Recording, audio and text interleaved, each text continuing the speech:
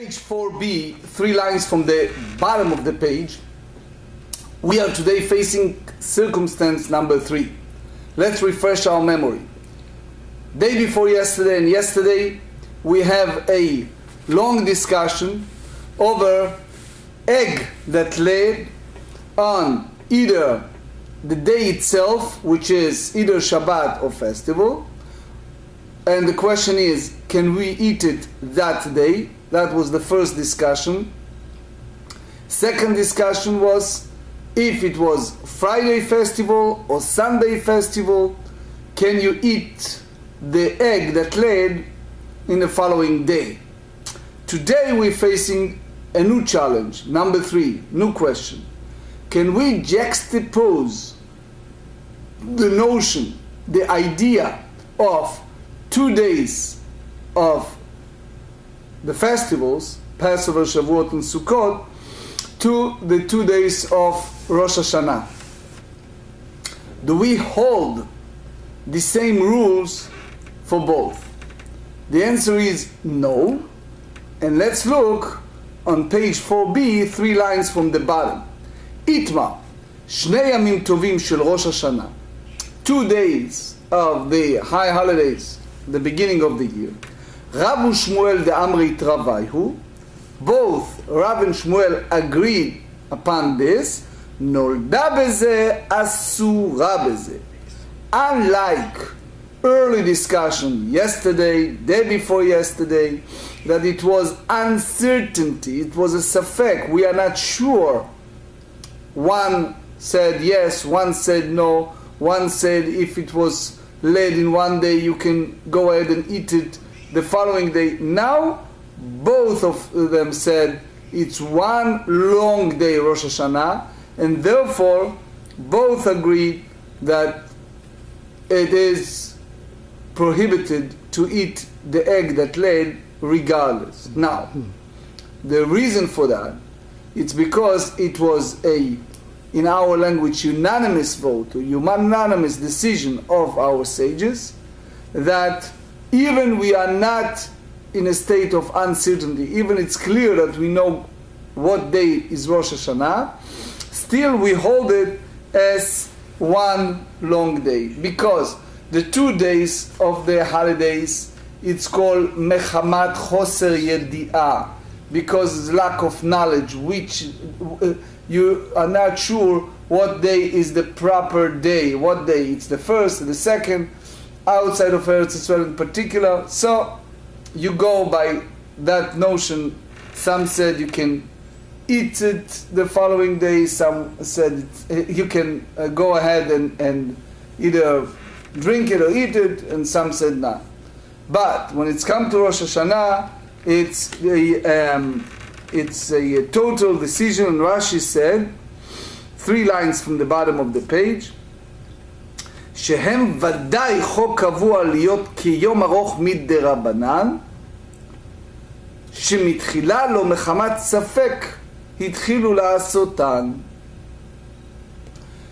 The 2 days of the festivals, it's rabbinic, but it's not the same, because the 2 days of the festivals, it's because Rashi said it's quandary, we're not sure, versus Rosh Hashanah, the same sages said that it's one long day, not 2 days that you are not sure which one is the correct one. So, Ditnan. Now we go to the Mishnah in Tractate Rosh Hashanah, page 30b. בראשונה היו מקבלים עדות החודש כל היום כולו. Originally speaking, the Bet Din sat in Yerushalayim, in the city of Jerusalem, and they have a hearing of all different witnesses, and they did it the entire day, meaning you can have a circumstance that the witnesses come, let's exaggerate, said 10 minutes before the sunset. Now they entered 10 minutes before sunset, and the last day, 30 days of the month of Elul, and you sanctify the month that day, and they make that day the first day of Tishrei. Now, the problem is that up to that point, they treated that day as a regular, secular day. Now, all of a sudden, 10 minutes before the sunset, everything turned around and changed. פעם אחת, נשתהו העדים לבוא. So one time, those witnesses came late. So again, imagine that this is a 30 day of the month of Elul, and they came very late that day, and as a result, it's getting close to the time of the sunset, and that was, according to our record, it was the only time that things like that happen. And as a result,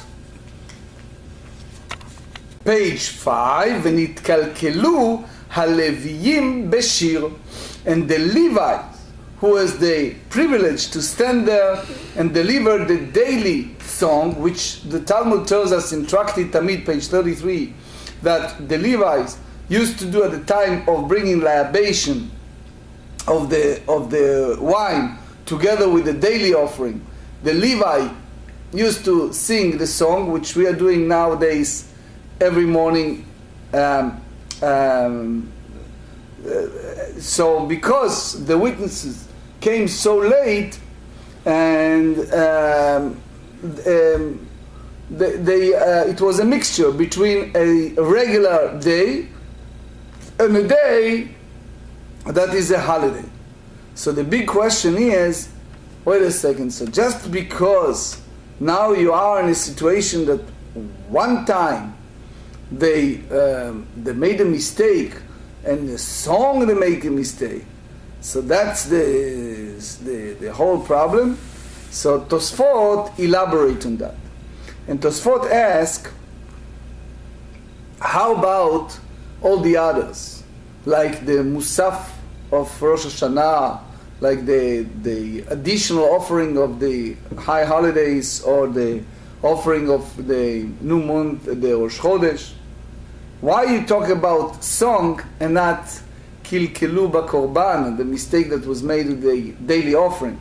So Tosfot brings us three different understanding, three terutzim. One, he said, if someone mechusar kapara, if the person is a zav yoledet, like woman at the time after the delivering of a baby, so they come and they basically have an issue, they need to bring an offering. If it was 14th day of Nisan, it's a time that in the Beit HaMikdash there is a great pressure time, because people, the Kohanim, the priest, want to finish the shift of regular offering, they want to start the Paschal lamb, and boom, they are coming here and it's very, very late. So what do they do in that case? If a zav come in, if yoledet comes in, mechusar kapara, so they cannot bring the offering. So they said we have to let them, even it's very late, to do the offering, even it's not the proper time, which means usually they have to do it before. Now they allow them, make an exception to do it after the daily offering, tamid shel ben arbaim, the daily offering in the afternoon. So the same here, the witnesses came, and therefore naasa korban musaf. So that's one explanation. The second one, they said it was hefsed derabim, because it's a cause public to lose. So that's override everything. That's what we said every day in korban musaf. We said aleh ashlem kol hakorbanot kulam. So number 3, Tosfot said, I'm just reading a few lines, he said, V'yesh mefarshim de'ikara aitu hatamid. They made a condition in advance. If today is a regular day, so they make it the song of that regular day. If it is discovered that today is the first day of the Tishrei, so therefore this is one of the offering and this will be one of the offering of Musaf of Rosh Hashanah, which means that the only thing left is the Ika Bedi Atam Dam Rishir Shel Chorim Tamid Shel Ben Arba'im. So it's not the only the capital Tehillim, the psalm of the day, that's the one. Anyway, Hitkinu, because it was the heir of the Levi, so the sages came and they said, Shelo Yehu Mekablim et Ha'edim Ela Ad HaMincha. That is a time frame which is hard for many people. As you know, in many congregations we're getting close to Pesach. So you send a flyer and you send a notice to people and tell them this is the community Seder and make your registration. If past that day, a different story. So in the past, we have to have a day. And then what happened, people come after that. So what do you do now? So there are some schools, some places, they said it's too late. Others will say, but how about if you, in Pesach, you open the door for everyone? So they try to make an exception. Over there was different. They make rules that you can accept those witnesses until Mincha's time, which means until the time that you bring in the offering of the afternoon, the daily offering, which is the daily offering of the 30th day of the month of Elul. If the witnesses came after that, the Beit Din will not accept them, and therefore the month of Elul will be in a sense a leap, a full month, which means the following day will be the 1st of Tishrei. And from that point they count to the rest of the time, which is the Yom Kippur, the Sukkot. So in other words, even they see the moon, the Beit Din will not sanctify it until the witnesses come and testify. Ve'im ba'u edim min hamincha u'lemala. So if you have the witnesses that come on the 30 days of Elul from the afternoon, daily offering and onward, even now it's clear that today it's not Rosh Hashanah, noagim oto hayom kodesh u'machar kodesh. So they make that day like a festival and like a holiday and the following day. So therefore they make the eve before Isur Melacha Misafek. They make a rules that people cannot engage with war because they are in the quandary. In other words, the Bet Din Tiknu Bidi'ah. They made it even they have a clear knowledge that it's today for sure it's a regular day. But the sages put a decree to make sure that as far as the sanctification of the Rosh Hashanah, it's considering as one long day. Amar Rabba, mitakanat Rabbi Yochanan ben Zakkai. So Rabbi Yochanan ben Zakkai, it's later. Va'ilach Beitzah muteret, that the egg that laid, it's permissible to eat it, which is Detnan. We learn at the end of that clause of this Mishnah. משחרב בית המקדש התקין יוחנן בן זכאי, רבן יוחנן בן זכאי, שיהיו מקבלים עדות החודש כל היום כולו. So up to that point when the Beit HaMikdash was in existence, the temple was in existence, so then you have a concern about the Levi songs. But when it was the situation destroyed, that Rabbi Yochanan ben Zakkai rules that they sanctify Rosh Hashanah even that day. So even the witnesses came close to the sunset, you treat it as a one day, which means that we basically follow the idea of a Rav, that if you have a quandary, if it's the 2 days and you don't know which one is the, so nolda beze muteret beze. If they laid it one day, you can use it for the other days. Now the Rif tells us something very important. Rabbeinu Alfas, he said only those of you who are familiar with the area of Jerusalem. So let's say close to Yerushalayim, there, for example, there is a village called Mevaseret Zion. Just an example, is a mountain that gets close to Yerushalayim. So the reality is that only in the place of the Temple Mount, they knew clearly what is the day is Rosh Hashanah. Why is that? Because trace the scenarios. Think that at that time, they are in a Temple Mount, and the witness comes, and they say that today is a festival. Now, how far the witness can go? 2,000 cubits. Okay? So what happened is that only those who are close by, they know clearly that today it's the holiday. The others not familiar.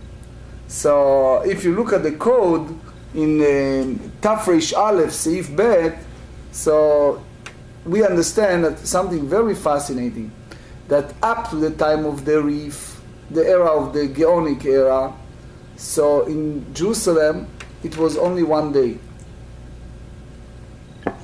and from the Rif's time it is 2 days, it's one long day. So in other words, originally the way that Rif understand it, in Jerusalem, in Rosh Hashanah, even Rosh Hashanah, it was only one day, but specifically in that area. From the Rif and onward, they treated for that understanding the same as the 2 days of the diaspora, which means they hold this one long day for Rosh Hashanah for both 2 days. Amar le Abaye, Abaye said to Rabbah, V'ha Rav Shmuel. Rav Shmuel came after the era of Rabbi Yochanan ben Zakkai. The Amri travayu beista asura. Both of them said that the egg laid is prohibited, which means if it's laid on the first day of Rosh Hashanah, it's prohibited to eat it when? At the second day. Amar lei amina lach ana Rabbi Yochanan ben Zakkai v'at amar li Rav Shmuel. Rabbi Yochanan ben Zakkai's early time is the Tanaic era, which is much earlier. And you talk about Rav Shmuel that it's Amoraic, which is much later. So Shita Mekubetz explained they cannot dispute it. The rabbis that live in the early era than they are. Ule-Rav Shmuel kashya matnitin. So if you go by the Rav Shmuel, there is the issue because Rabbi Yochanan Zakkai brought back what was earlier, and therefore you can allow the egg that laid. And how come Rav Shmuel said that even nowadays, egg that was laid on the first day of Rosh Hashanah prohibited the second day? So Pnei Yehoshua challenged that. But anyway, let's continue. Lokashya, halan ve'alehu. That's something you see a lot, that we differentiate between people here, meaning us, people in diaspora, at that time is in Babylon, and they, which are people who live in Eretz Israel.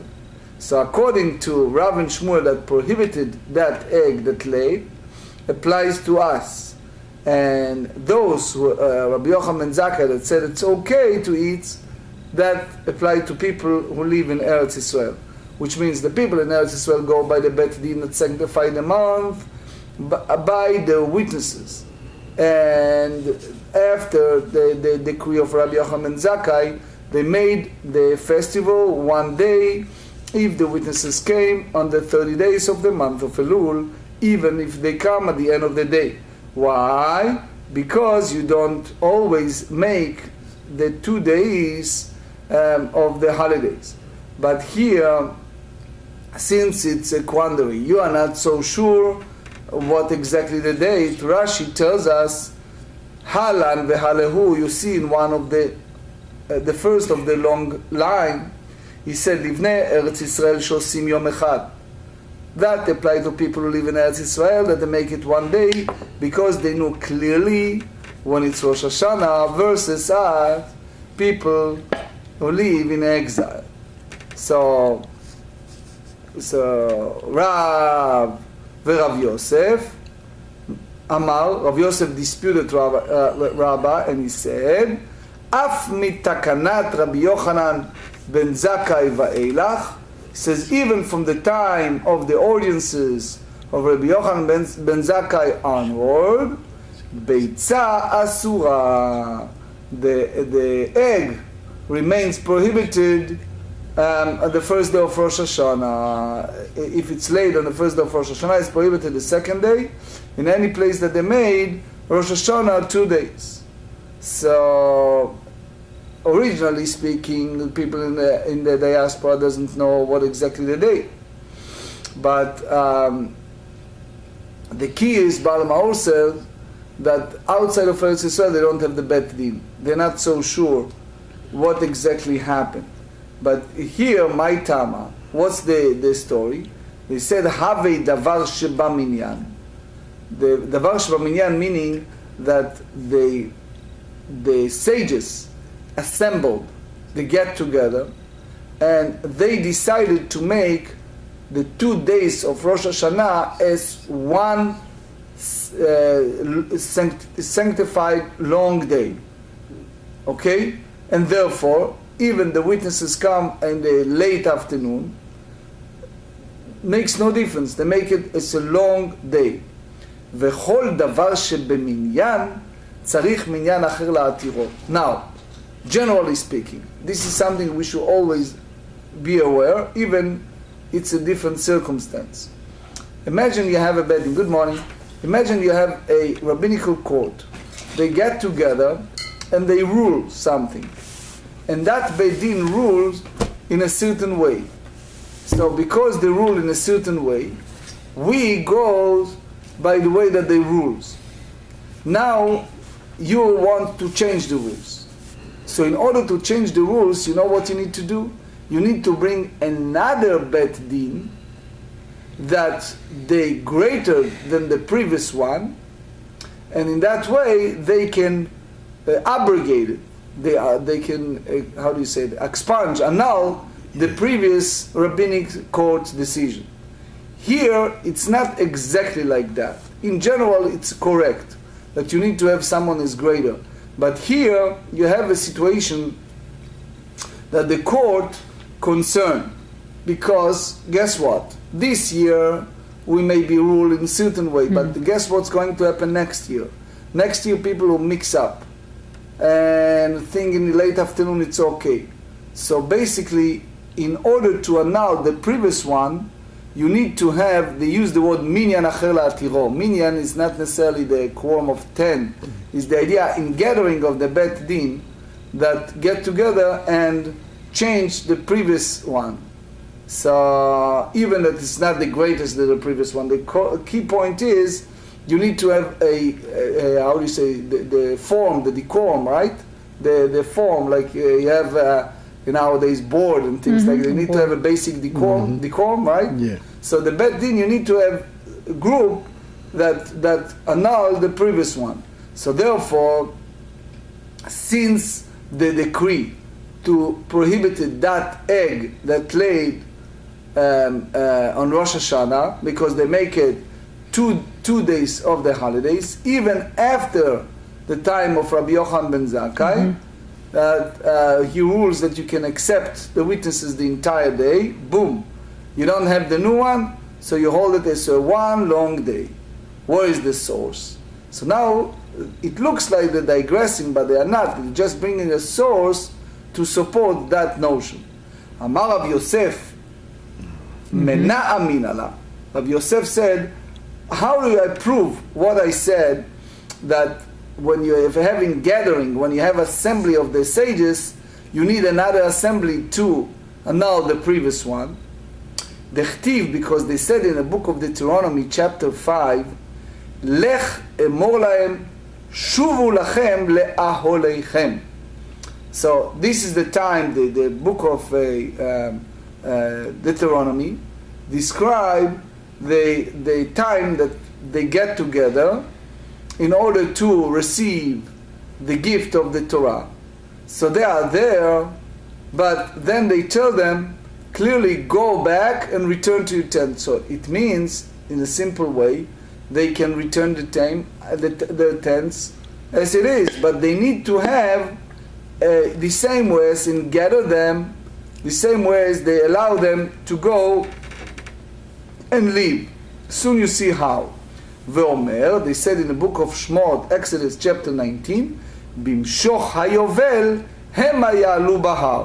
When it gets the jubilee, when the ram horn sound long, they may come up to the mount. That's the source. So soon you see how it's applied. They said that originally speaking, it was a ingathering of the people to receive the Torah. And at that time, they ruled, they going to receive the Torah, they need to come and stay there. And then they need to get another one to tell them to leave.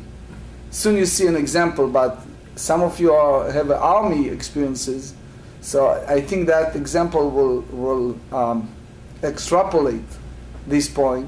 So imagine doing training. So they tell you, the officers said to you, come, all of you, and stand over there, around that bush. And you're standing there.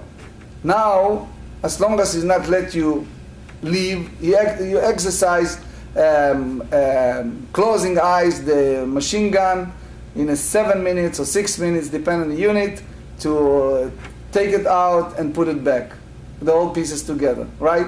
You exercise for an hour. You do that better and better and better. Then you cannot leave when you're done. You need to have the order to go back to your tent, right? Otherwise you're not allowed to leave. So Hashem asks us to come and gather. So we need to have a new order to let us go back. So back to our subject, if you have a rule of Bet Din, you need another Bet Din to abrogate the previous one. The Utnan, we learn in the tractate, in Mishnah, tractate Maaser Sheni, chapter 5. כרם רווי היה עולה לירושלים מלך יום אחד לכל צד. Very important rule, you grow a tree. So we said, in the first 3 years, it's called Ola. You cannot eat that fruit. For 3 years, it's a prohibition against eating, achila, and hana'ah, driving benefit.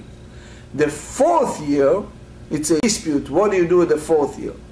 So it's a question if it's talk about a vineyard, kerem, gefen, etc., or netar revai. So they said, what happened is, you have to eat it only in Yerushalayim, only in Jerusalem.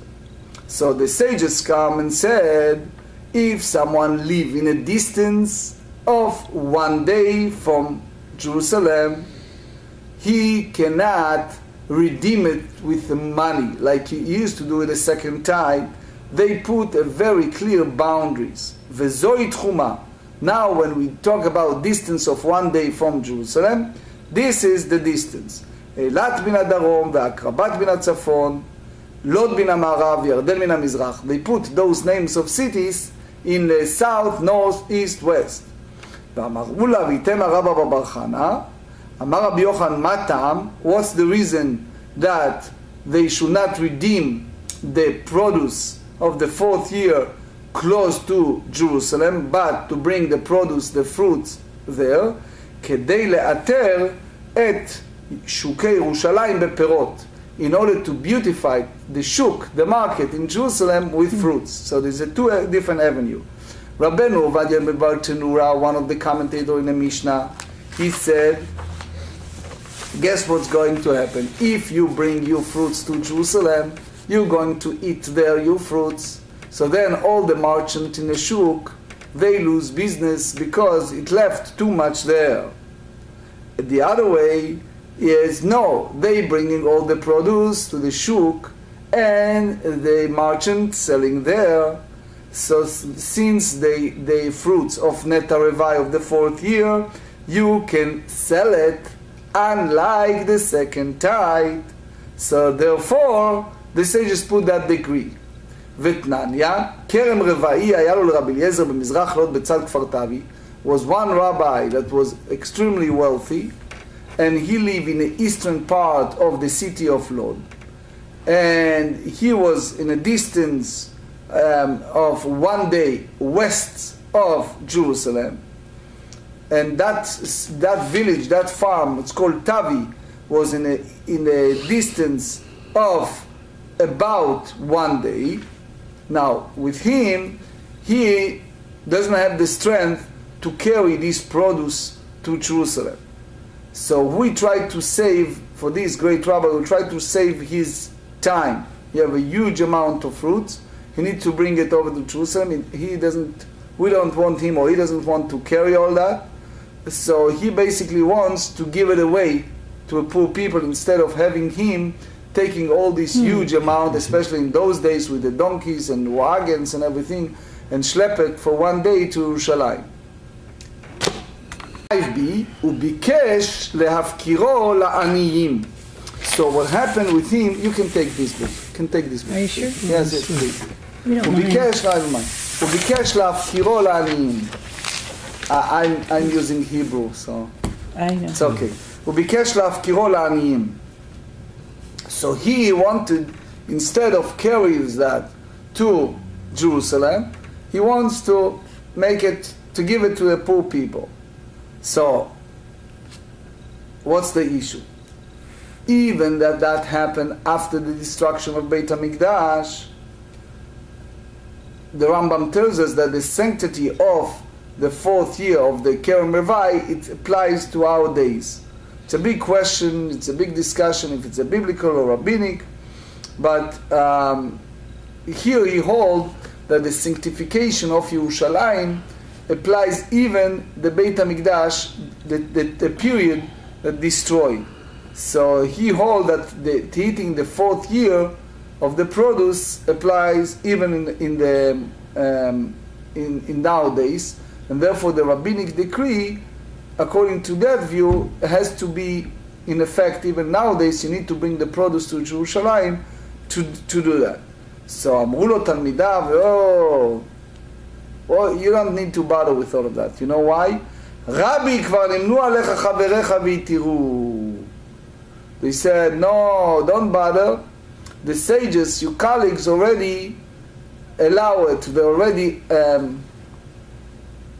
abrogated the previous rules, and they allow you to do what? To take the value of this produce, redeem them with cash, and bringing the cash is not hard, right? And therefore, you do not need to give away all this huge quantity to the poor people. In other words, it's okay to give, but you shouldn't give because it's a forcing of circumstance. So again, the reason is, when the Beit HaMikdash was in existence, it makes sense to beautify the shuk, the market in Yerushalayim, and it's part of the beautification. You see the produce all over. But since it's now controlled by enemies, so who knows what's controlled Jerusalem now, and the temple, it's not in existence, so there's no need to bother with all the previous rules to beautify the city, etc. The whole cause no longer in effect. Man chaverecha, who are these friends or colleagues, quote unquote, of Rabbi Eliezer? Rabbi Yochanan ben Zakkai. Rabbi Yochanan ben Zakkai, again, they just approve because he basically was a student of Rabbi Yochanan ben Zakkai. But because this is the student of Rabbi Yochanan ben Zakkai, this is the student of Rabbi Eliezer, they call him like Talmid Chaver. Like for us, since you are a student of this, but our teacher, and therefore you teacher, and you, in that sense, are like colleagues for us as you student. So they said Tama de Nimnu, the reason that they told Rabbi Eliezer that the previous rule of the 4th year, it's because the sages in gathering, remember the previous discussion? They have been gathering of the sages, and they abrogated the previous rules. Halo nimnu, but if they will not get together to abrogate the previous rules, lo. So it means, again, we go to the rules, that something that you have a decorum of the bet din that makes a rule, you need a new one to let go of the previous one. Mai ve'omer. So since we bring it two sources, what does that mean, ve'omer, bring another source? So I explained in my book on Rashi, Rashi elaborate here and he said, כלומר, כיצד אנו למדים מן המקרא הראשון ולמה נאמרו שניים. So I based my understanding according to the Shita Mekubetzet, that the question is, why do you need to have two, or basically the question is, I'm going to challenge now the sources, not only this one, but even the first source. So how do you learn this rule of Rav Yosef from the previous one? Hacheke Mikdei Ktiv, because the Torah said in the book of Exodus chapter 19, Heyu nechonim lishloshet yamim al tigshu el isha. The Torah forbade a man to have a sexual relation with their wives 3 days before the time of receiving the Torah, which means the Torah said that this is a very holy moment, that all the nation of Israel is going to have the revelation of the Torah, and they want to make sure that their wives, their women, will be totally pure at the time of receiving the Torah, because by the Torah law, the moment they have relation, there is a period of time that things can turn and they will be in a state of impurity. So therefore they ask them not to have a relation for 3 days.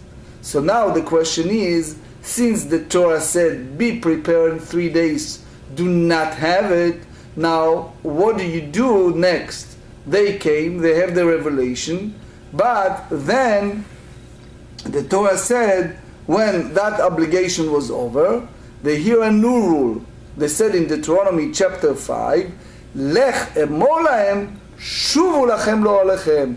Now God said to Moses, tell the children of Israel, now is the time that you can return to your tents. Which means, now is the time you go back and you can go on in your life, meaning you can have a normal relations between husband and wife. Lamali. Why? We know that the Torah is very prudent of words. You know that the time of revelation is over. So why you need to tell people, go back to your tent? Shma mina. We derive from that the Almighty God, He Himself, in our anthropomorphic language, needs to have a new rule to abrogate the previous one. Kol davar sheba minyan tzarich minyan acher lehatiro. Meaning, you remember the story of the army I gave you earlier? Yeah. The example? The same way that you told you are veterans of, what is the SEALs? No, what is it called? Rangers. Okay, so you know it very well. Imagine, Gilbert, they call you, they give you a mission, they tell you what to do, right? Whenever it's done, you need to have a new order to go back. That's very normal in the army's life. We both went through that. Lehavdil, when this is a good example, he told people, you're about to receive the Torah, 3 days period, this is the rules. Now, you need to have, in our language, another formulation of Bet Din, for our understanding is Hashem, to tell people, now you can go back to regular life. Even, obviously, it looks like it's okay, but you still need to have that decorum to make it. So this is a proof that you need to have a new rules in order to annul. You remember in the book of Esther, we have a rule to get rid of all the Jews, and then they need to make a new one to get rid of the previous one. That's the way it is. So why you need the second pasuk? Why you need the second source in the Torah? And again, I'm using the explanation I brought in Rashi, because Rashi said here,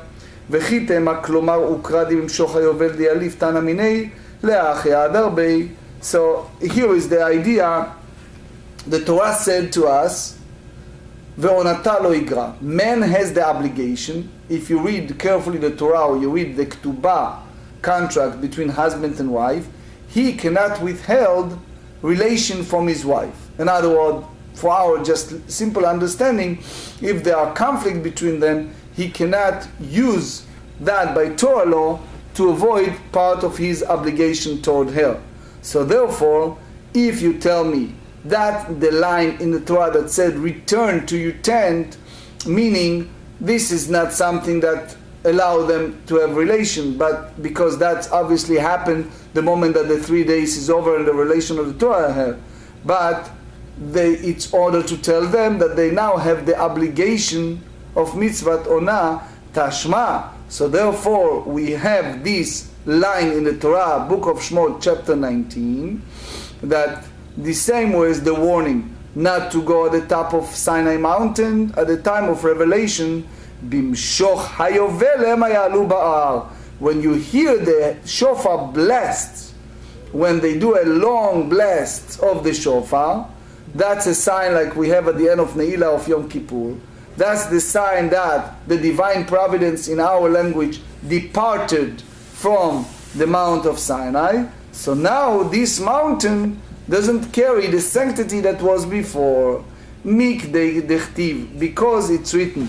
When Moses went second time to receive the second set of the tablets, the Torah said in the book of Exodus chapter 34, Gam atzon va'bakar al yir'u el mul ha'ra'u, also all the livestock should not gaze at the front of that mountain, which means hahar hahu, that specific mountain.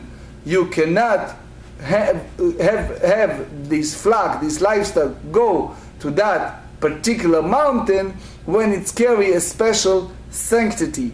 Why? Because the divine providence about to reveal and give the Torah, so that's the time you cannot have them go and gaze there. But obviously we understand the moment that divine providence departed from that mountain, you can go there. So you do not need to have another line in the Torah that said bimshoch hayovel. So the time you hear the blast, they can go. Lamali. We understand obviously that from now on it's okay to go. Shma mina davar shebaminyan tzarich minyan acher la'atiro. So if you have some decorum of ruling, you need to have a new one to abrogate the previous one. So basically we bring all these sources to show why you cannot just change it, you need to have the decorum again. And I think for this society, in Western society, it's very easy because, for example, for our shul, right, when you have a board of governors or board of trustees, board of directors, whatever you call them, get together and make rulings, right, and you have a bylaws or whatever it's called, so you need a new set of bylaws, so you need to change, you need to have the decorum in order to change it, okay?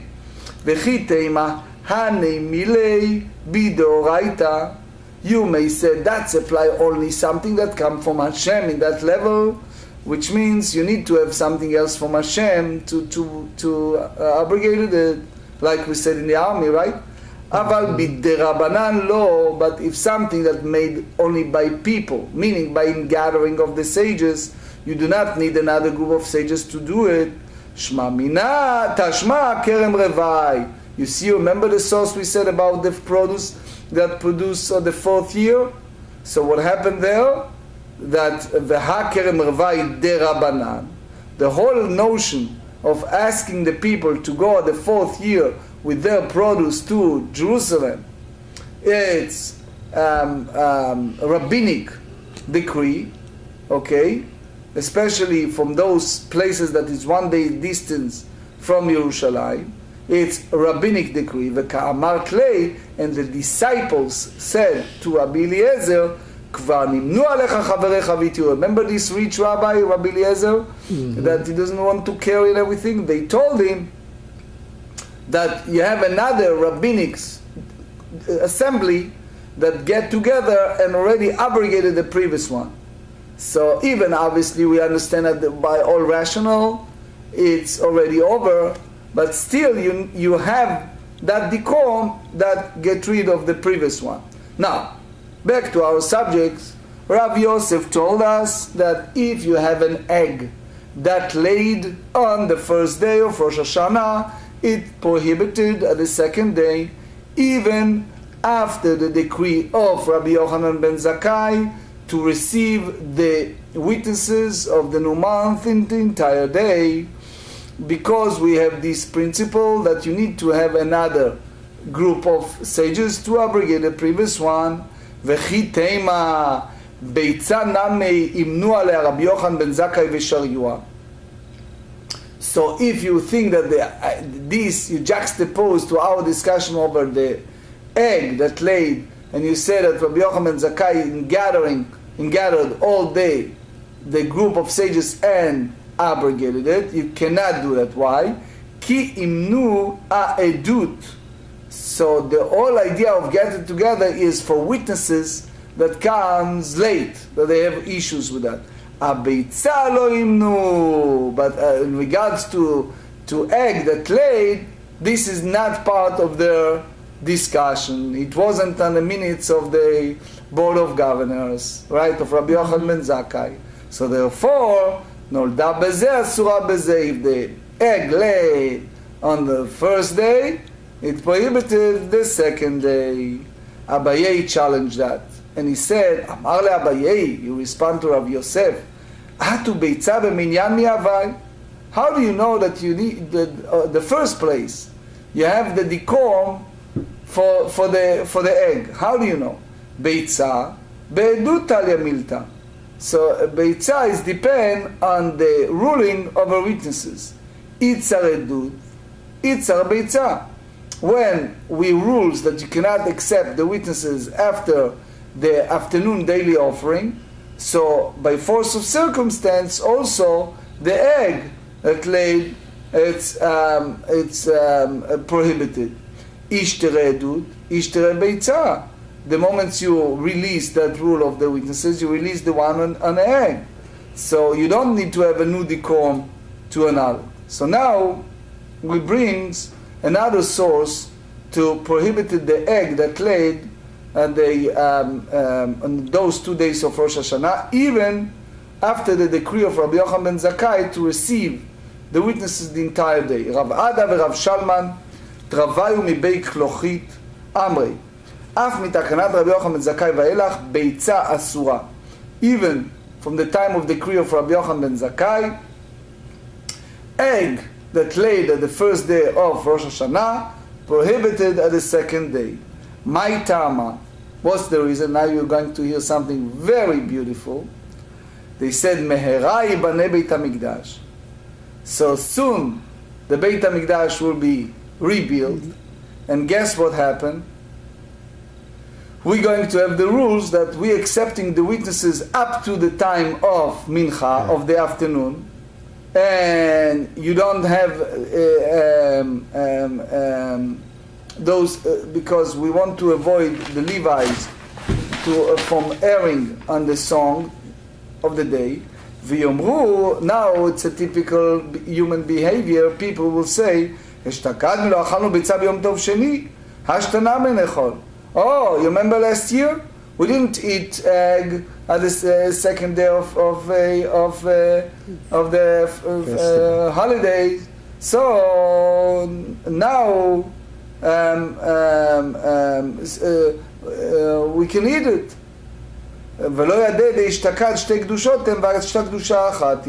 They don't realize that last year it was two separate entity of sanctification, and one of the 2 days it's only because you're not sure, versus this year it's one long day. So therefore, because people can err, we keep that rules. If you're concerned that tomorrow Beit HaMikdash will rebuild, and then you have that problem. So how Rabbi Yochanan ben Zakkai said that we receive those witnesses the entire day, edut name lo lekabel, even nowadays. My tama, the same rules. Me'erai b'nei Beit HaMikdash, v'amru ishtakalnu lo kibalnu את החודש כל היום כולו, השתנה ונקבל. So the Gemarrah said, how you compare the tzvei dinim, the two different rules. Hatam over there, edut mesura lebet din. that only the rabbinic court accept those witnesses, because the Beit Din knew the reason to differentiate between the time of after the building of Beit HaMikdash, the time before. So in other words, there is a one rule, and Beit Din will not mistaken. Bitzah lakol mesura. But if you give this rule of the egg to a people, so guess what happens when you're giving it to people? It's going to be a lot of mistakes. Why? Because people not going to take this egg and bring it to before the sage and ask question what should do. But they go by what they remember from last year. And people, how do you say it in Yiddish? Oilem goylem. People are not always hold this wisdom to go and ask, and they're making rules. That's by the way that they remember things, you know. And many, many times they mix up. So therefore we said, oh, last year we ate on the second day of Rosh Hashanah an egg that laid at the first day, and it's going to be a mix-up, so therefore they ruled that way. Another reason, that they didn't allow the egg that laid even after the decree of Rabbi Yochanan ben Zakkai. Rav Amar, af mitaknan Rabbi Yochanan ben Zakkai ve'elach Beitzah asura, that if the egg laid on the first day of the holiday of Rosh Hashanah, it prohibited the second one. So when the Beit Din rules that you receive the witnesses up to the evening time, that's applied to count the days of the month. But in other words, if they come even 10 minutes before the sunset, the Rosh Hashanah, it's only the following day. But here, Milo Mode Rabbi Yochanan ben Zakkai, Shim Ba'odim מן המנחה ולמה שנוגעים אותו היום קודש למחר הקודש, that both days are sanctified. Tosfot challenged that, and he said from where he took it. So he said the Beit Din only wants to know what day. Tosfot said something very interesting. He says the Beit Din wants to know what day is that day. In other words, they don't rule in regards to Yom Tov. So they put it together. V'amarava hilchet akvatei de Rav tlat. We go by Rav in three different points. Bein lekula, bein lechumra. The leniency and the stringency. So if you have a holiday before Shabbat or after Shabbat, let's say we have the festival on Friday or on Sunday, so you see, number one, that this is a disputation between Rav and Rabbi Yochanan, and we go lechumra, which means if the egg laid in the first day, it's prohibited the second day. The second discussion we have in regard to 2 days of festival in the exile, we have the disputation between Rav and Rav Asi, and Rav is more lenient, and Rav Asi is stringent, and we go by the Rav. So it means that there are 3 situations we go by the Rav. And now we have, soon we're going to have a discussion, tomorrow in Hashem, in regard to 2 days of Rosh Hashanah, that Rav said, Nolda bezeh, asura bezeh, that if it's laid in the one day, it's prohibited the other days. So the big question that left, we understand 2 situations. But now, how about Rosh Hashanah? Do we treat it as 1 day or 2 days?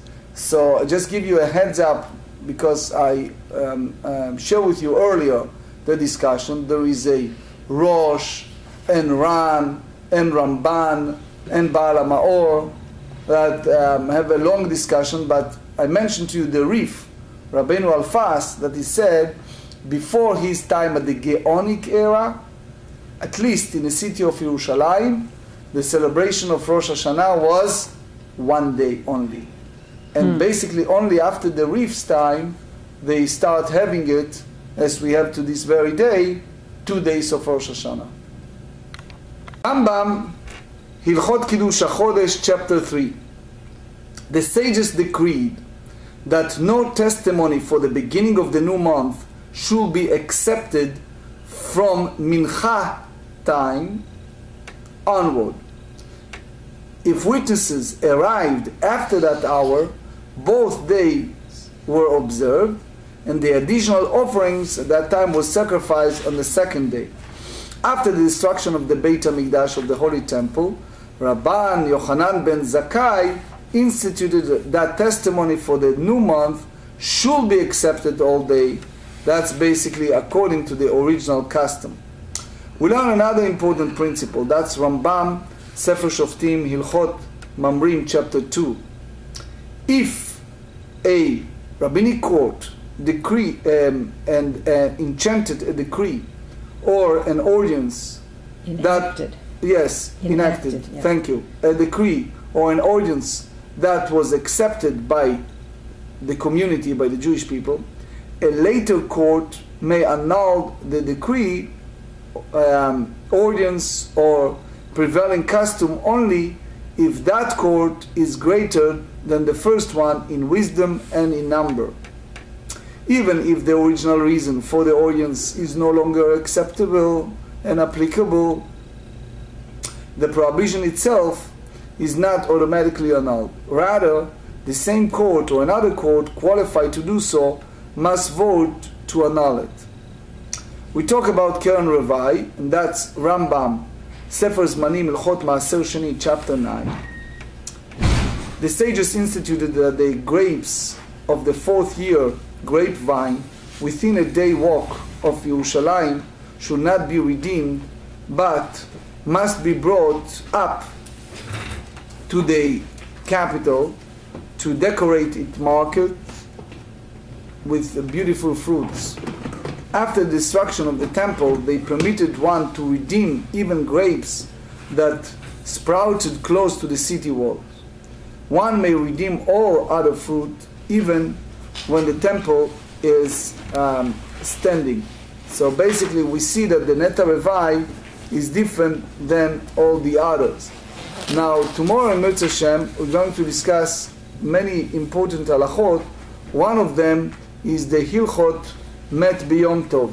What happened if someone, and that's the way Hashem created the world, passed during the festival, and especially in the diaspora, how you treated the second day of festival, especially using non-Jews to put together the funeral service.